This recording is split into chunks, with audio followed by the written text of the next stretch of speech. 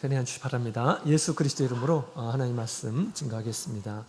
오늘 이 시간에 우리 주님께서 주시는 말씀, 우리 계시록 1장 우리 12절 13절에 있는 말씀을 함께 보시겠습니다.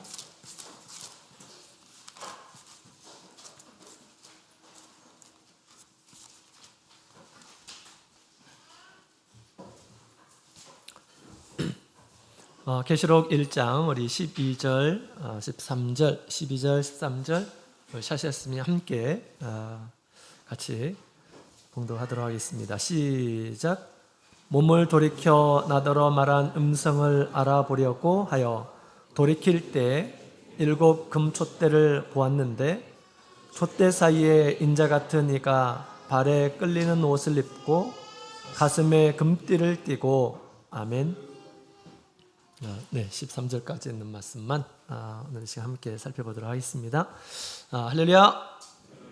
네, 반갑습니다. 오늘 이 시간에도 주님의 말씀을 사모함으로 하나님의 전에 이르신 우리 모든 성도님들이 주님의 말씀대로 말씀에 우리에게 주시는 그런 말씀을 듣는 귀한 축복을 주시는 줄로 믿습니다. 더욱 주님의 말씀을 깨닫게 해주시고 이 말씀이 자기 자신을 지키고 말씀에 우리 주님의 뜻을 이루는 저희 소원교회가 다 되기를 원합니다. 자, 오늘 이 시간에는 우리 촛대 사이에 계신 예수님에 대해서 같이 살펴볼 텐데요. 지난 시간에 처음으로 사도 요한이 영 안에서 계시를 받는 그런 장면이 나오죠. 주의 날에 대한 그런 말씀을 이렇게 듣게 되었습니다. 주의 날이라고 하는 것은 우리 구약 시대에 크고 두려운 날로 여러 번 이렇게 표현되어 있는 그런 말씀들이 있는데요. 그것은 세상에 대한 하나님의 심판이 있게 될 것임을 얘기해 주고 있습니다. 말세 우리 주님께서 교회를 세운 것은 곧 이것은 심판이 시작되었음을 얘기하고 있어요. 주님의 궁유를 받아들이지 않고 복음을 받아들이지 않는 이러한 사람들에게는 이미 심판이 작정되어 있는 것입니다. 그래서 이 영 안에서 우리 이전에 예언되었던 그런 내용들을 이제 보게 된 거죠. 그래서 예수님께서는 사도 요한에게 먼저 들은 것을 그리고 본 것을 기록하여서 보내라라고 그렇게 말씀하셨습니다. 주님의 말씀은 사도 요한에게 너무나도 큰 음성, 막 나팔 소리, 막 몇십만 명을 부르는 그 나팔, 옛날에 구약시대 나팔 소리가 엄청나게 크지 않습니까? 그죠?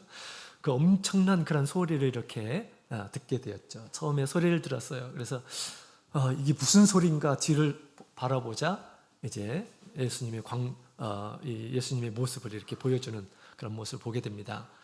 극적인 그런 효과를 우리 예수님께서 이렇게 연출하신 것을 또한 보게 됩니다. 말세에 우리 7교회에 보내시는 이 말씀, 이 메시지는 사도 요한에게 나팔 소리와 같이 큰 소리로 이렇게 들려주셨습니다. 말세를 살아가고 있는 우리가 예수님께서 주시는 그런 말씀들을 아주 큰 소리로 듣는 믿음의 귀가 있으면 좋겠습니다. 작은 소리로 들려서는 안 돼요. 그냥 교양 정도로 생각하시면 안 됩니다.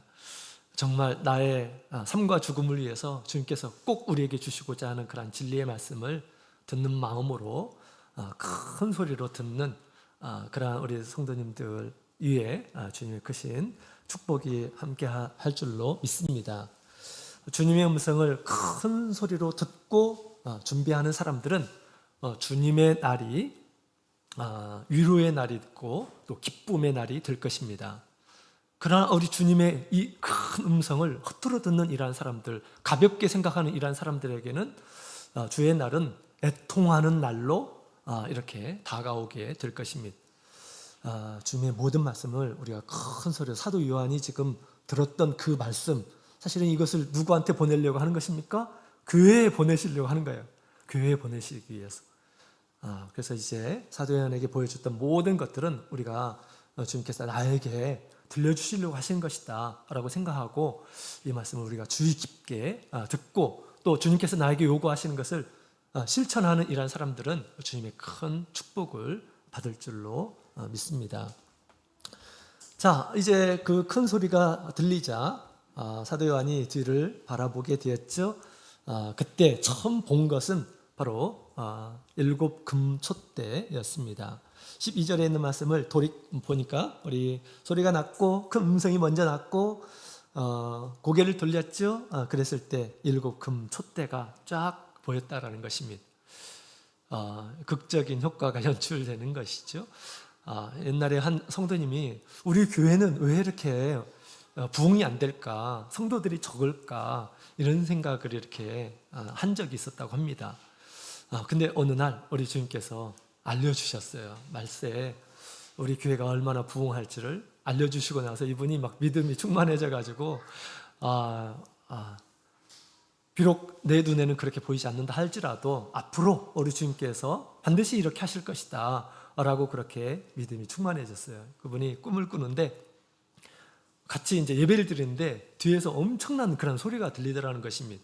평상시는 10명, 많으면 15명 이렇게 예배를 드리는데 그때는 꿈에 예배를 드리는데 엄청난 소리가 들리더래요. 그래서 뒤를 쫙 봤답니다. 그랬더니 엄청난 무리에 우리 성도님들이 함께 찬양을 부르고 있는 그런 모습을 보았습니다.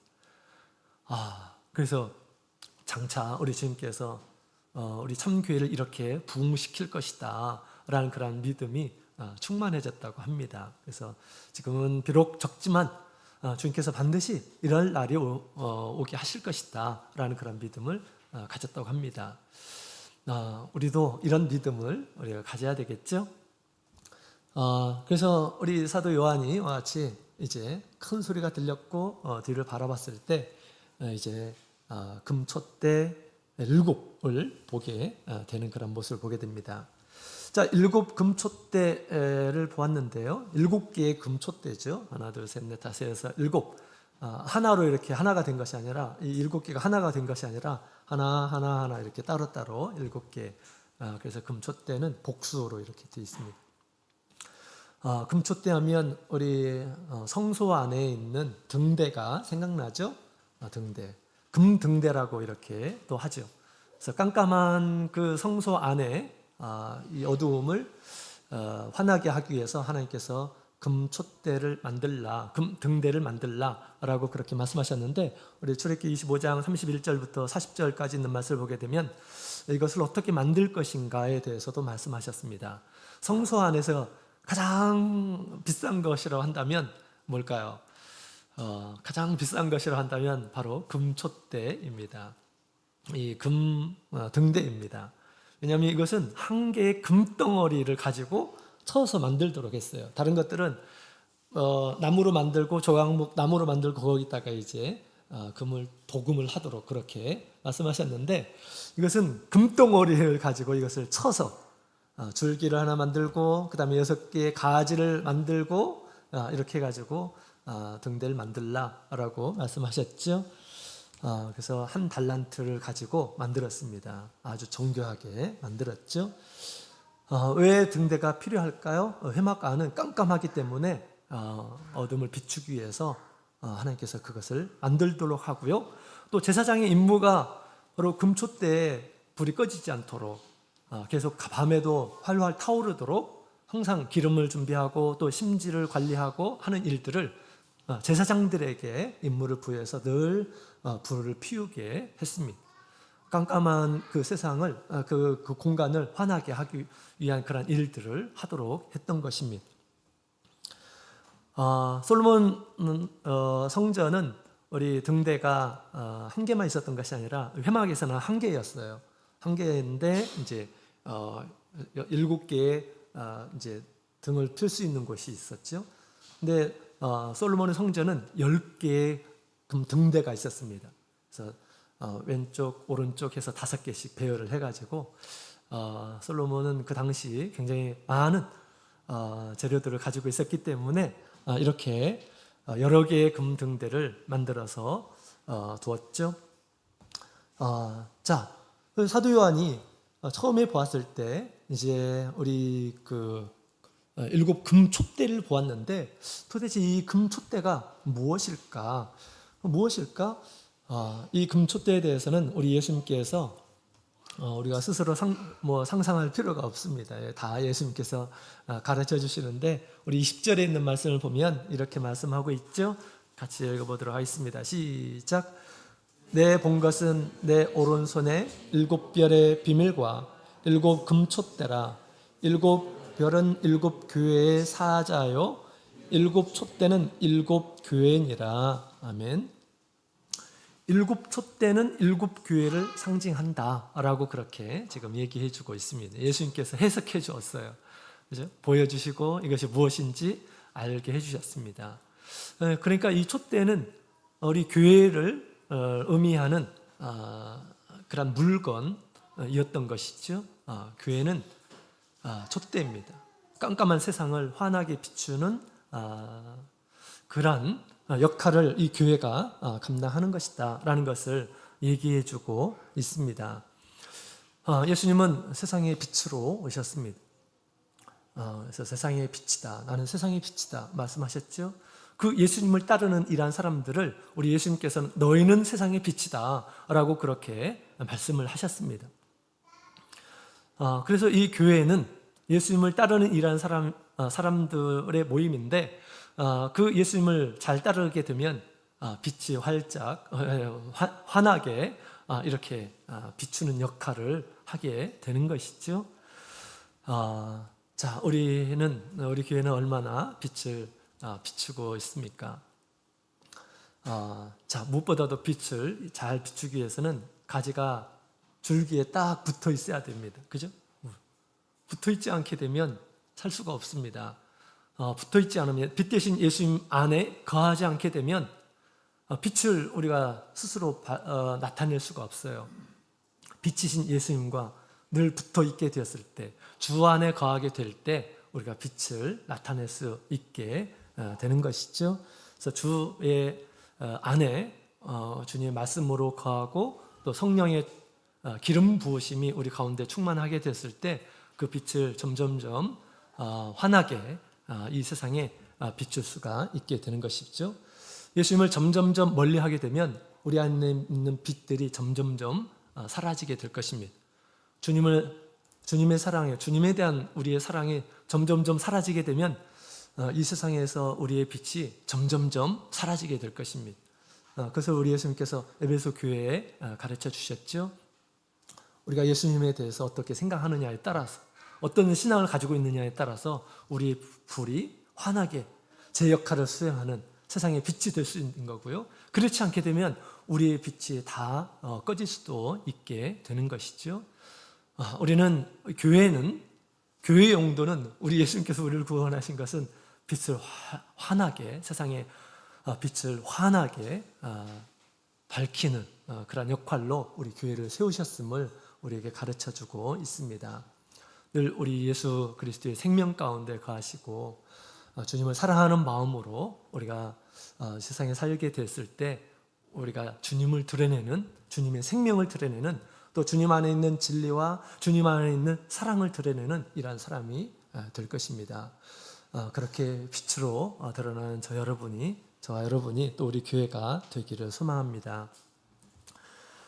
자, 이 촛대 사이에 우리 누가 계셨느냐?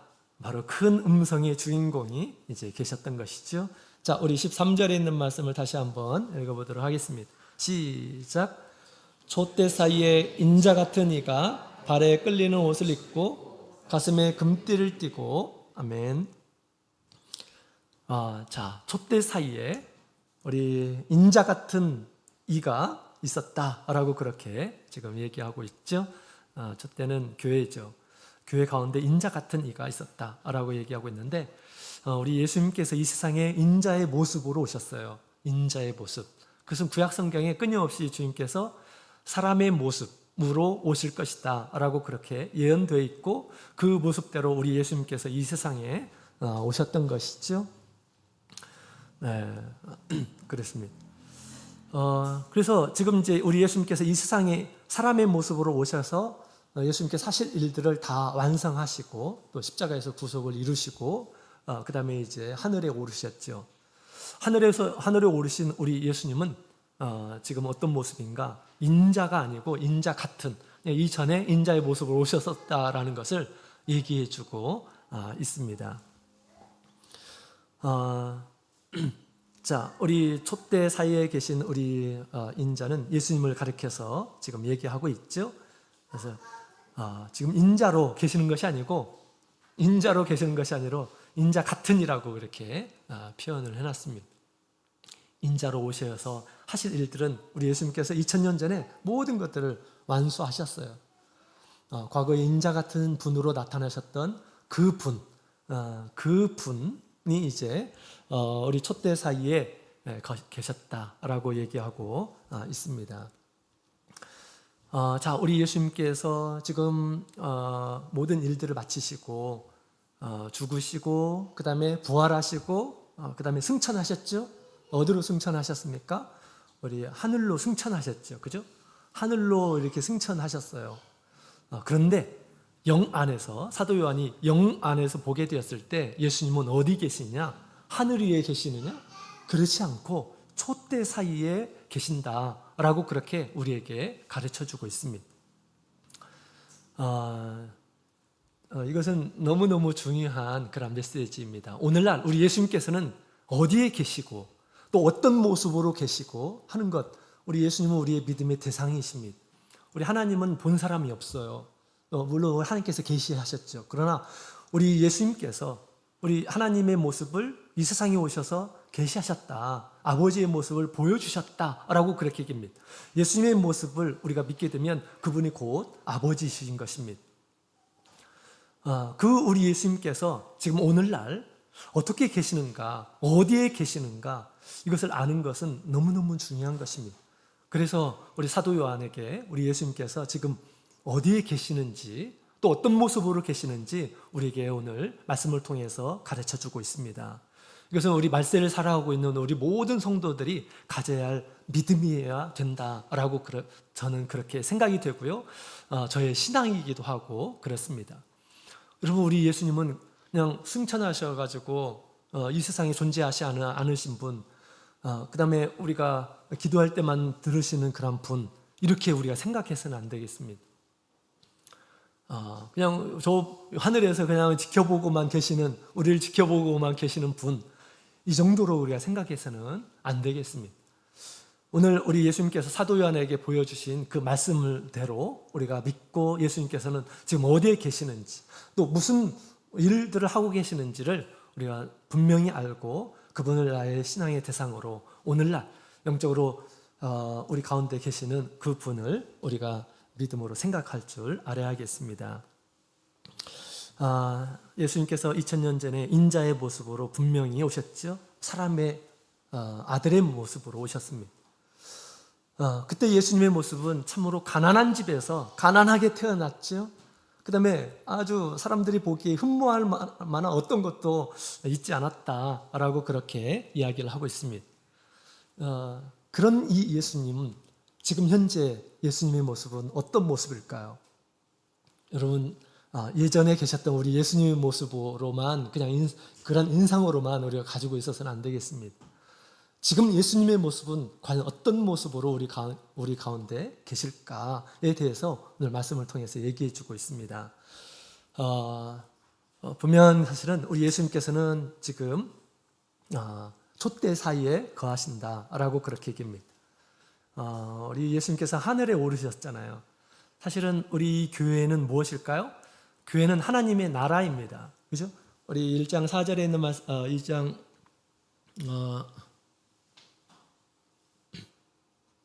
1장 5절에 있는 말씀, 1장 5절에 있는 말씀, 그 다음에 6절에 있는 말씀을 보게 되면 우리를 하나님의 나라로 삼으셨다라고 그렇게 얘기하죠.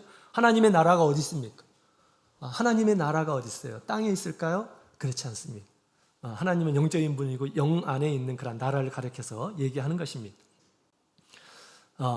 천국에서 이루어지는 것들에 대해서 우리 예수님께서 우리 마태복음 12장에 있는 말씀을 보게 되면 자세하게 얘기하고 있죠. 이건 땅에서 벌어지는 일이 아니에요. 천국은 이러하다라고 그렇게 말씀하셨죠. 여기서 천국은 무엇일까요? 하늘나라를 가리켜서 얘기하는 것입니다. 근데 하늘나라에서 벌어지는 일이 사실은 어디에서 벌어지고 있어요? 교회 안에서 벌어지고 있는 것을 우리가 보게 됩니다. 그죠? 가라지가 있고 알곡이 있고 이것이 어디에서 이루어져요? 하늘나라에서 벌어지고 있다라고 그렇게 얘기합니다. 사실은 우리 교회는 영적으로 보게 되면 이 땅에 있는 것이 아니라 하늘 위에 있는 것이에요. 하늘 위에.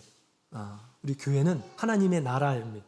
또 하늘 위에 있는 것이에요. 그래서 우리가 예수님과 함께 이제 장사되고 예수님과 함께 살아나서 예수님과 함께 하늘에 올라서 예수님과 함께 보좌에 앉아 있다라고 그렇게 이제 에베소서 2장에 보게 되면 나오는데요.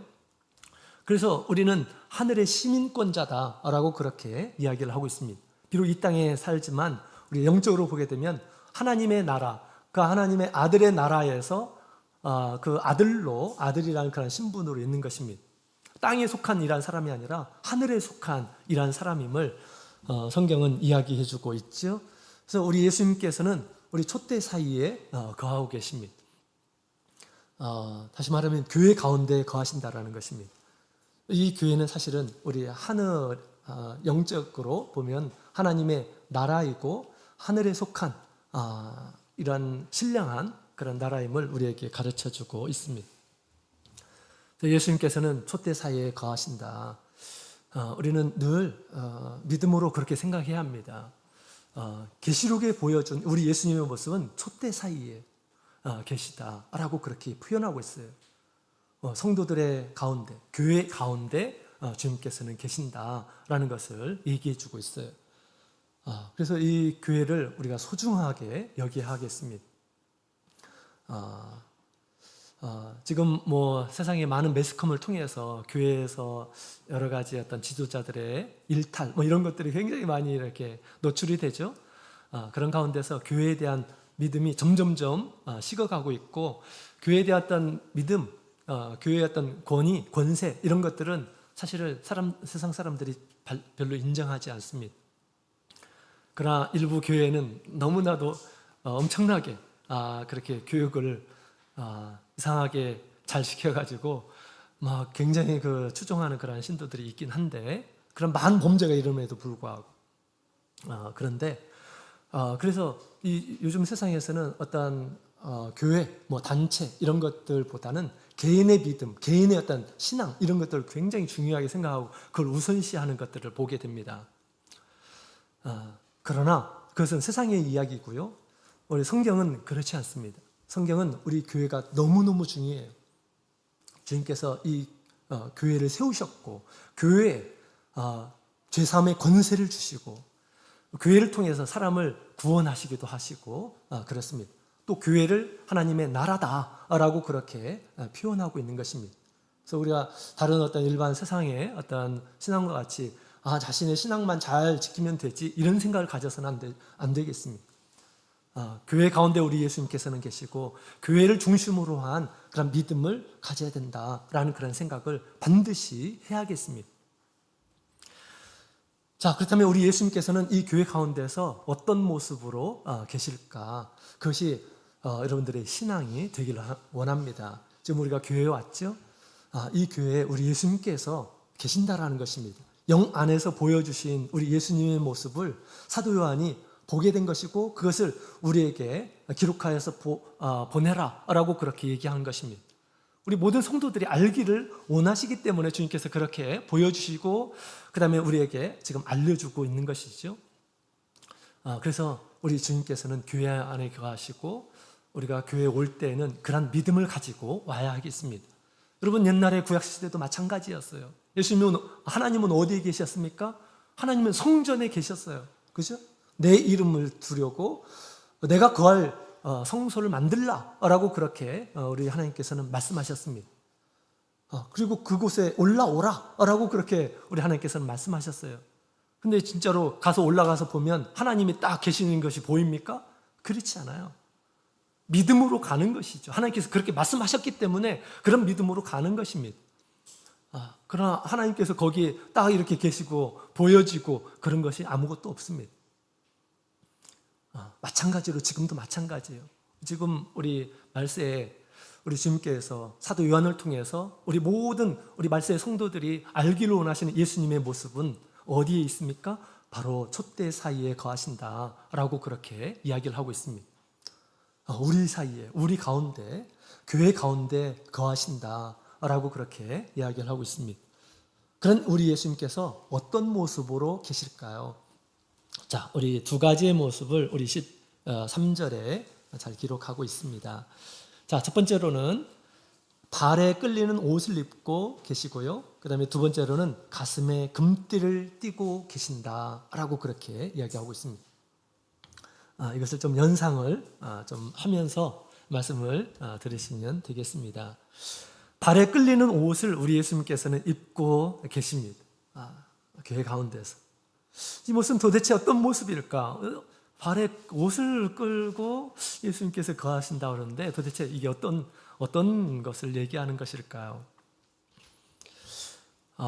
자, 우리 출애굽기 39장에 있는 말씀을 함께 보도록 하겠습니다. 출애굽기 39장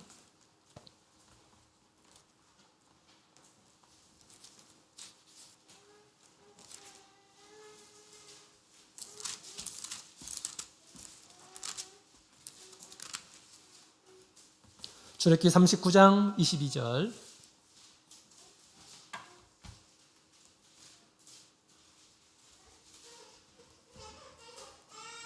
네, 자, 우리 22절에 있는 말씀, 22절에 있는 말씀, 자, 우리 같이 읽어보도록 하겠습니다.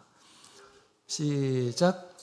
그가 에봇 받침 긴 옷을 전부 청색으로 짜서 만들되. 아멘. 자, 우리 성경에 보게 되면 어떤 특정한 이란 사람에게 하나님께서 옷을 이런 식으로 만들어 가지고 입히라 라고 그렇게 말씀하신 한 직분이 있습니다. 그 직분이 뭐냐면 제사장이에요. 제사장. 그 중에서 대제사장은 더 많은 옷을 갖추도록 그렇게 합니다. 그 대제사장이 입는 제일 바깥에 입는 옷을 에봇이라고 하죠. 그 에봇 조끼처럼 이렇게 생겨 있죠. 그리고 보석이 많이 박혀 있고요. 그 다음에 그 안쪽에 입는 것이 겉옷입니다. 대제사장이 입는 겉옷. 이 겉옷은 긴 옷이라고 이렇게 표현되어 있습니다. 그래서 땅에 닿는 그러한 옷이에요. 그리고 마지막 그 가장자리 닿는 그런 부분에는 방울을 이렇게 달도록 합니다. 방울 소리를 통해서 지금 대제사장이 지성소에 들어갔을 때 아무도 대제사장 외에는 들어갈 수가 없습니다. 소리가 들리면 살아있구나. 소리가 안 나요. 뭐 1분이 지나고 2분이 지나고 3분이 지나고 소리가 안 나요. 그럼 뭡니까? 죽은 거예요. 그 안에서. 그런 여부를 확인하도록 또 금방울을 달도록 했습니다. 그래서 성경에 유일하게 이와 같이 옷을 입도록 한 그러한 이 직분이 바로 대제사장, 제사장들이 입는 옷이었습니다. 우리 예수님께서 바로 이 긴 옷을 발에 닿는 또 끌리는 그런 옷을 우리 예수님께서 입고 있는 그런 모습으로 나타나셨습니다. 이 모습은 우리 예수님께서 대제사장으로 우리와 함께 계신다라는 것을 얘기하시려고 하는 것입니다. 자, 다 같이 우리 히브리서에 있는 말씀을 함께 볼까요? 히브리서 4장 14절. 히브리서 4장 14절에 있는 말씀.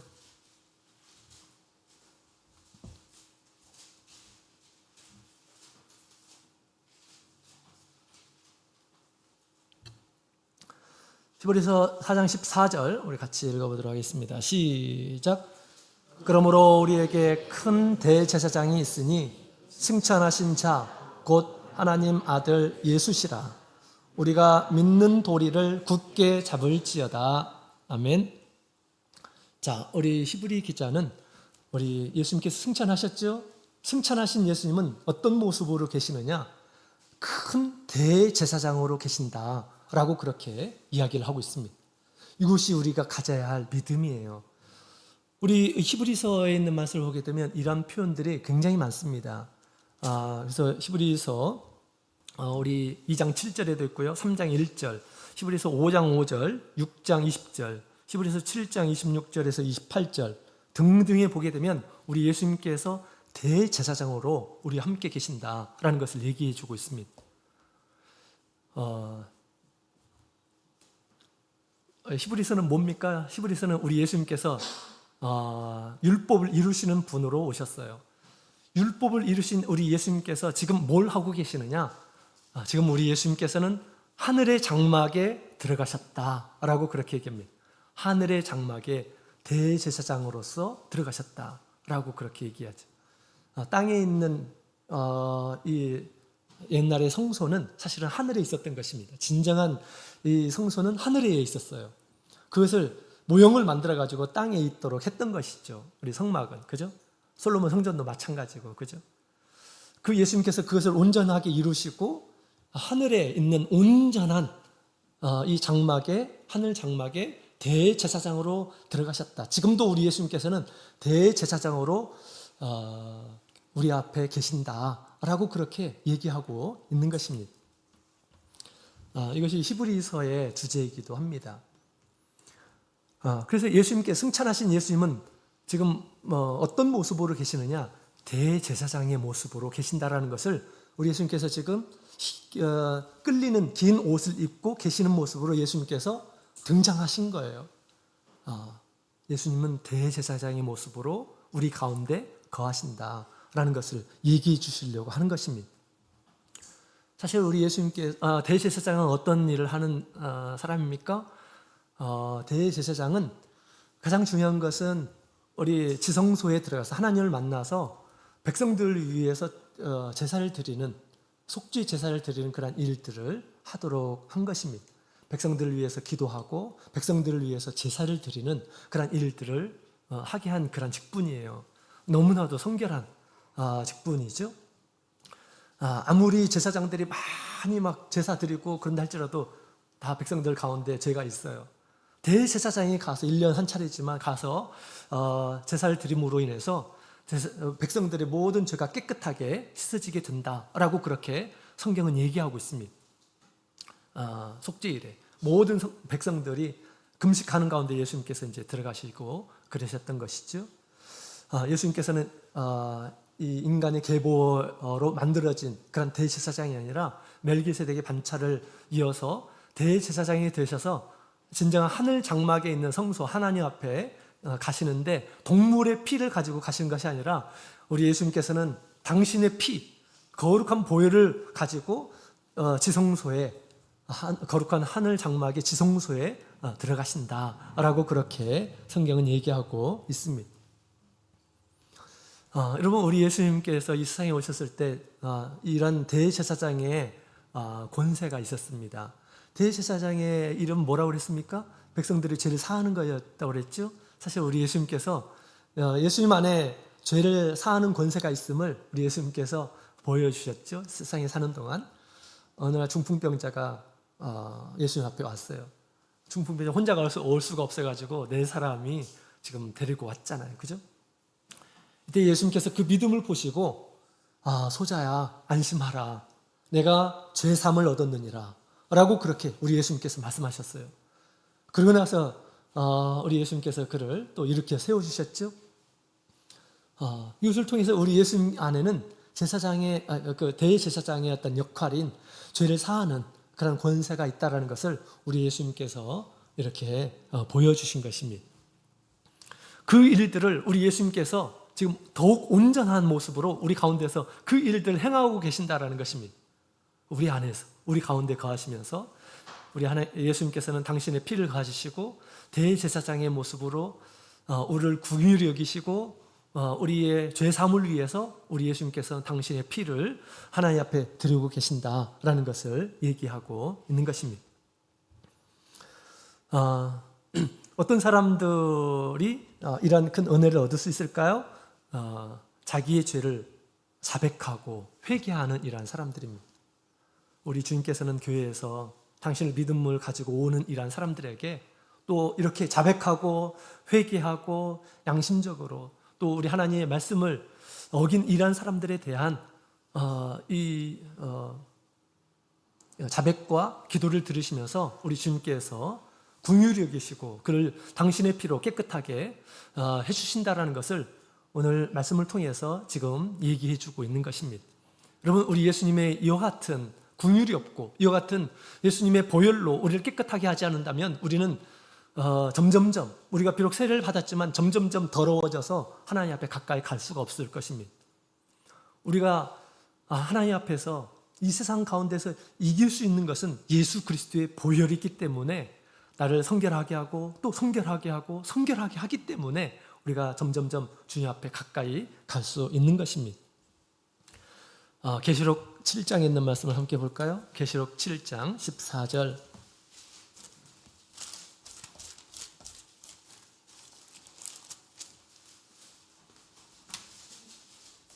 계시록 7장 14절. 계시록 7장 14절 같이 읽겠습니다. 시작. 내가 가로되 내 주여 당신이 알리이다 하니 그가 나더러 이르되 이는 큰 환난에서 나오는 자들인데 어린 양의 피에 그 옷을 씻어 희게 하였느니라. 아멘. 말씀에 많은 환난 가운데서 점점점 그 신앙이 단련되고 연단되고 그 다음에 예수 그리스도의 보혈로 인해서 자기의 옷들을 희게 거룩하게 하는 이러한 무리들이 있을 것임을 얘기해 주고 있습니다. 우리가 많은 환난과 또 핍박과 이런 가운데에서 많은 우리 하나님 앞에 범죄하고 또 부인하기도 하고 그렇습니다. 그런 신앙으로는 예수님 앞에 제대로 설 수가 없어요. 그러나 무엇이 그들의 옷을 희게 하였는가? 그 큰 환난 가운데서 무엇이 그를 희게 하였는가? 바로 예수 그리스도의 피가 그 옷을 희게 하였다라고 그렇게 얘기해 주고 있는 것입니다. 예수님께서 대제사장으로서 우리를 긍휼히 여기시고 우리를 용서해 주지 않는다고 한다면 우리가 하나님 앞에 설 수가 없는 것입니다. 지금도 우리 예수님께서는 교회 가운데 대제사장의 모습으로 계시면서 우리를 측은하게 여기시고 우리를 불쌍하게 여기시고 우리의 죄를 깨끗하게 해주시는 분이시다라는 것입니다. 어떤 사람에게 자백하고 용서를 구하는 예수의 말씀처럼 자기의 죄를 고하는 이러한 사람들에게 주님께서 당신의 피로 우리를 깨끗하게 해주신다라고 그렇게 이야기를 하고 있습니다. 그래서 작은 것이라도 우리는 주님 앞에 다 용서를 구해야 돼요. 그렇지 않으면 우리 주님 앞에 다가갈 수가 없습니다. 오히려 마귀의 도구가 될 수 있어요. 계속 유혹을 받은 가운데서 주님 앞에 더 나갈 수가 없는 것입니다. 그죠? 우리 베드로도 얼마나 믿음이 좋았습니까?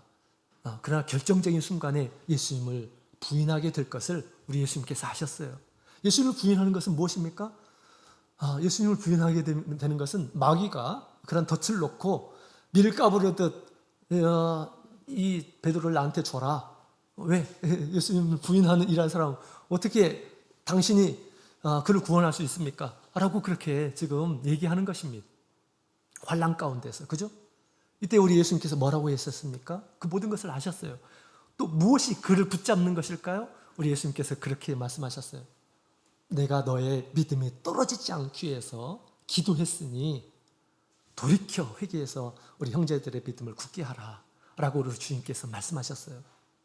주님께서 우리 그 베드로를 위해서 예수님을 부인한 이 베드로를 위해서 기도하셨다라고 그렇게 이야기를 하고 있는 것입니다. 이처럼 우리 예수님께서는 대제사장이 되어서 우리 성도들의 믿음, 연약한 그런 믿음을 보시면서 불쌍히 여기시고 긍휼히 여기시고 우리를 위해서 기도하시고 또 당신의 피로 우리를 깨끗하게 하셔서 더 하나님 앞에 가까이 나갈 수 있도록 그 일들을 지금 예수님께서 대제사장으로서 그 일들을 교회 가운데서 행하고 계신다라고 그렇게 말씀하고 있는 것입니다. 이 예수님을 가까이 가지 않고 우리가 세상을 이길 수 있을까요? 나의 개인의 어떤 신앙으로, 개인의 어떤 믿음으로 하나님 앞에 온전함을 이룰 수 있을까요? 천만의 말씀. 그건 교만한 그런 생각이에요. 우리의 죄가 얼마나 많은데. 그래서 늘 우리가 교회를 가까이 하고 교회에서 우리 주님 앞에 대제사장 대신 우리 주님 앞에 이런 고백이 있어야 하는 것입니다. 그럴 때 우리의 점점점 많은 시련과 환란이 있지만 그 가운데서 우리의 옷이 점점점 하얘지고 깨끗해지고 거룩해져서 주님 앞에 더 가까이 나갈 수 있게 되는 것이죠. 그래서 우리 예수님께서는 이와 같이 대제사장의 일을 교회 가운데서 행하고 계신다라는 것을 우리에게 가르쳐주고 있습니다. 그 다음에 두 번째로 가슴에 금띠를 띠고 계신 모습으로 보이셨어요. 가슴에 금띠를 띠신 예수님. 가슴에 금띠는 도대체 무엇을 의미하는 것일까? 우리 출애굽기 39장 29절에 있는 말씀을 보게 되면 이 제사장도 그 띠를 만들었어요. 띠를 만들어서 착용하도록 했습니다. 근데 그 띠는 금띠가 아니고 세마포 띠예요. 세마포 띠. 그래서 일하는 사람으로 있는 것임을 지금 얘기하는 것이고요. 여기서 금띠로 띄었는데 이 금띠는 무엇을 상징할까요? 이것은 우리 예수 그리스도의 신적인 어떤 성품, 또 권위를 이렇게 뜻합니다. 왕의 위엄을 보여주기 위해서 사도 요한에게 보여줬던 그런 모습인 것입니다. 왕. 그래서 우리 왕들이 금을 좋아하잖아요. 그죠? 자기의 권세를 보여주고 자기의 어떤 힘을 표현하고 자기의 어떤 소유를 표현하게 될 때 금이 가장 좋은 거잖아요. 세상에서. 그죠? 그런 권위를 이렇게 뜻하는 의미에서 이 가슴 금띠를 이렇게 띠셨는데, 사실 우리 예수님은 이 세상의 어떤 왕보다 더 뛰어나신 왕이시죠. 우리 계시록 17장 14절에 있는 말씀을 함께 보겠습니다. 계시록 17장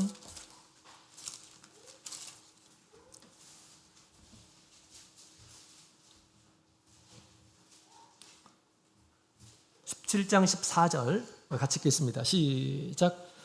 저희가 어린 양으로 더불어 싸우려니와 어린 양은 만주의 주시요 만왕의 왕이시므로 저희를 이기실 터이요 또 그와 함께 있는 자들 곧 부르심을 입고 빼내심을 얻고 진실한 자들은 이기리로다. 아멘. 자, 어린 양, 이전에 어린 양으로 오셨던 예수님에 대해서 얘기하는 거죠. 그분은 만주의 주이시고 만왕의 왕이시다라고 그렇게 얘기하고 있습니다. 세상에 많은 왕이 있지만 그 중에서 왕 되신 왕이신 왕의 모습을 우리 예수님께서 지금 우리 사도 요한에게 나타내 주신 것이죠.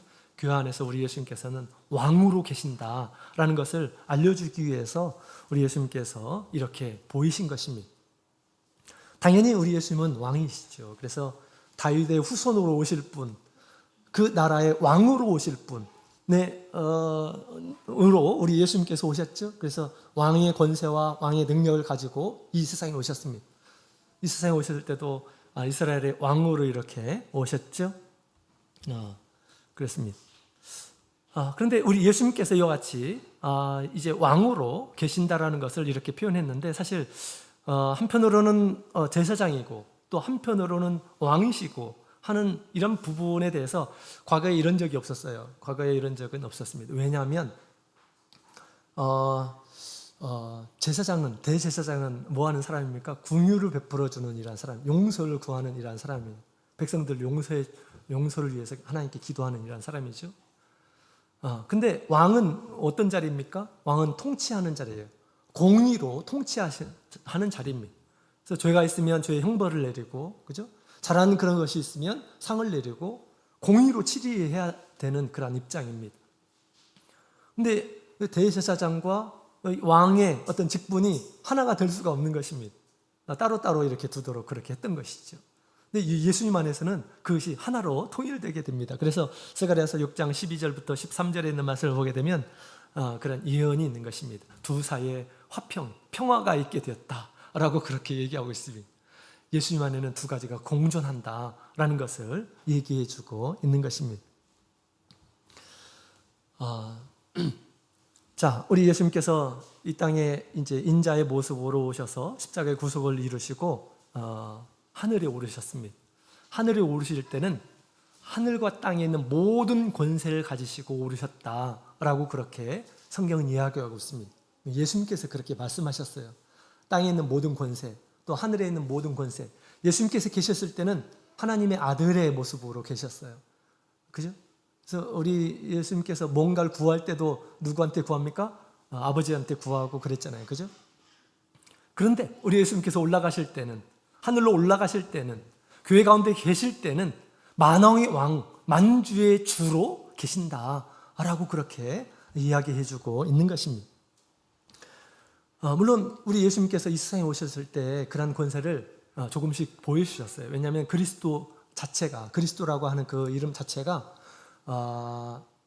우리 하나님께서 보내신 자로서 제사장과 그다음에 왕과 선지자 역할을 하는 그러한 직분이잖아요. 그리스도가 기름 부음 받은 자라고 하는 그런 뜻으로, 그죠? 그러나 예수님께서 계실 때는 그것이 한계가 있었습니다. 한계가. 왜냐하면 예수님께서는 분명히 아들의 모습, 또 인자의 모습이었거든요. 완전히 어떤 왕의 모습으로 이렇게 계셨던 것이 아닙니다. 그러나 지금은 우리 예수님께서 온전한 왕의 모습으로 예수님께서 우리와 함께 계신다라는 것을 얘기해 주고 있습니다. 예수님께서 세상의 왕이었죠. 그러나 우리 예수님께서 순환 받으실 때 사람들이 어떻게 했습니까? 가시 면류관을 씌우시고 네가 이스라엘 왕이냐? 우리 앞에 왕의 행세를 해라 라고 비웃기도 하고 사람들이 그렇게 했습니다. 아주 마치 굉장히 무력한 왕처럼 우리 예수님께서 그들에게 보였습니다. 그렇다 할지라도 예수님 안에는 그런 왕의 그런 직분이 예수님 안에 있었습니다. 그래서 어떤 일들을 하셨습니까? 때로는 폭풍도 잠재우시고, 그죠? 또 수많은 병자들을 이렇게 고치시는 일을 했습니다. 왜 그럴까요? 왕의 권세가 있었기 때문에, 왕의 능력이 있기 때문에 그 일들을 행하신 것입니다. 또한 영적인 이 마귀 사탄을 사람에게서 쫓아내기도 하시고 영적인 세력을 우리 예수님께서 당신의 권능으로 이기신 것을 우리가 보게 됩니다.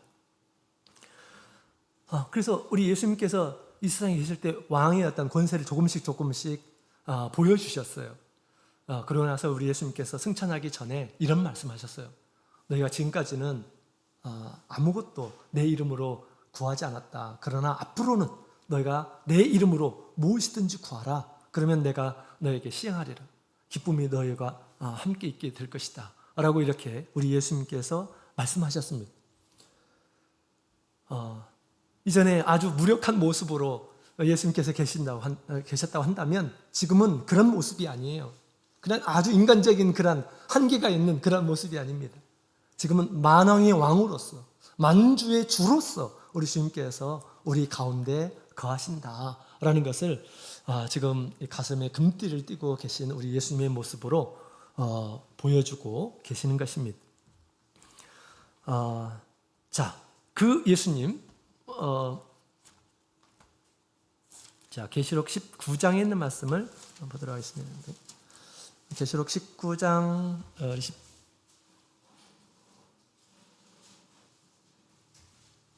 19장 14절, 15절, 16절에 있는 말씀을 같이 읽어보도록 하겠습니다.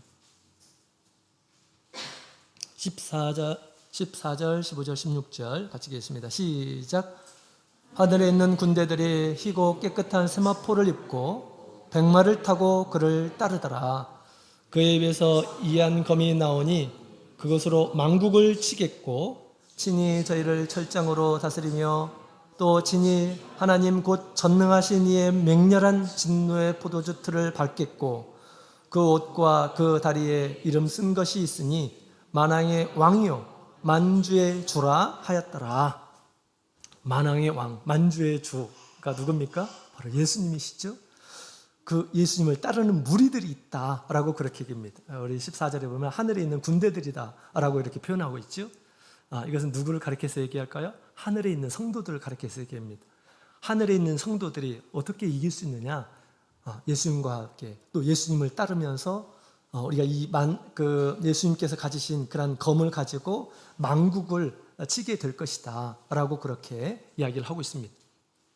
예수님이 지금 우리 가운데에서 만왕의 왕으로 계시는 분이심을 알고 그분의 이 말씀의 권세 또 큰 능력을 의지하면서 따라가게 되었을 때 우리 모든 이 세상에 있는 것들을 극복할 수가 있고요. 뿐만 아니라 영적인 그 어둠의 세력도 이길 수 있음을 우리에게 지금 가르쳐주고 있는 것입니다.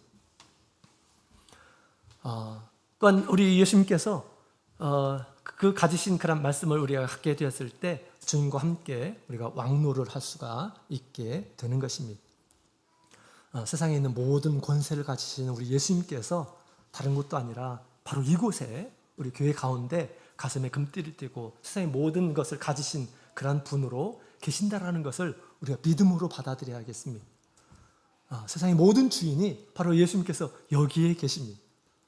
세상의 주로 만왕의 왕으로서 모든 권세를 능력을 가지신 그 분이 우리 가운데 거하시면서 사실 그분이 우리를 지금까지 인도하시고 지켜주시고 보호하시고 하셨던 것이죠. 그분께 우리는 정말 믿음으로 이곳에 왕으로 계신 우리 예수님 앞에 찬양하고 그분을 섬기며 또 그분께 예배드리는 그러한 자세를 우리가 가져야 하겠습니다. 오늘 두 가지 우리 교회 가운데 계신 우리 예수님의 모습 두 가지를 함께 배웠습니다. 교회는 하나님의 나라이자 영적인 하늘에 있는 곳이다 라고 그렇게 말씀을 드렸죠. 그곳에 우리 예수님께서 대제사장으로서 우리와 함께 거하신다. 그분은 늘 긍휼을 베풀어 주시고 성도를 위해서 기도하시고 또 죄를 사하는 일들을 지금도 하고 계신다. 이런 믿음을 우리가 반드시 가져야겠습니다. 그리고 만왕의 왕으로서 우리 가운데 거하신다. 공의를 행하시고 못하는 것이 없으신 전능한 왕으로서 능력과 권세를 가지신 그런 분으로서 우리와 함께 계신다. 주님의 뜻에 맞는 우리가 기도를 하게 됐을 때 못하는 것이 주님께서 없으실 줄로 믿습니다. 뿐만 아니라 악한 자를 멸하는 그런 권세를 가지신 분으로 계십니다. 그분의 말씀을 듣고 그분을 따르게 될 때 우리도 그와 같이 이 세상에서 승리하면서 살게 될 것임을 얘기해 주고 있습니다. 이런 믿음이 사도 요한에게 보여줬던 이 예수님의 모습이 우리의 신앙이 되어서 우리가 이 세상에서 성결하고 또 능력 있는 그런 모습으로 주님을 따르는 모든 성도님들이 되시기를 원합니다. 같이 묵도드리겠습니다.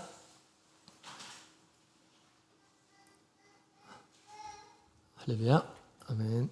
네, 시간이 되었기 때문에 함께 기도하도록 하겠습니다. 우리 기도하실 때 오늘 말씀 생각하시면서 이 말씀이